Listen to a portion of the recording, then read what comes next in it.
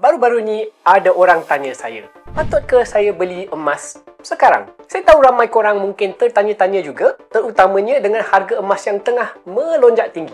Kalau korang beli emas pada Januari 2024 tahun lepas, hari ini dah dapat untung 46%. Tapi dengan harga yang tinggi macam ni, adakah emas masih mempunyai potensi untuk naik lagi?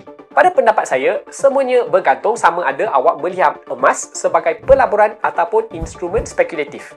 Kalau korang berpendapat bahawa emas adalah pelaburan jangka panjang, contohnya sesuatu yang korang akan beli dan pegang selama 20 tahun, persoalan apakah harga emas sekarang tak begitu penting.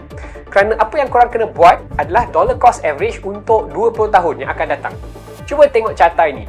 Manti chart emas ini menunjukkan bahawa dari tahun 2004 hingga 2014, emas mengambil masa kira-kira 10 tahun untuk naik dari tahap 372 ke 1923 dan lagi 10 tahun untuk naik daripada 1045 ke 3065. Kalau korang konsisten dollar cost average mengikut sejarah, nilai pelaburan korang mungkin boleh naik antara 150% ke 200% dalam tempoh 10 tahun.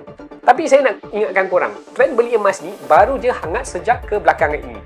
Kalau korang tengok carta ini dari tahun 1984 sehingga tahun 2004, dalam masa 20 tahun ini, harga emas hampir tak berubah langsung. Malah kalau korang beli pada tahun 1984, korang akan rugi lagi sekitar 2% pada 2004. Jadi saya dah tunjuk, silalah buat keputusan sendiri, okey?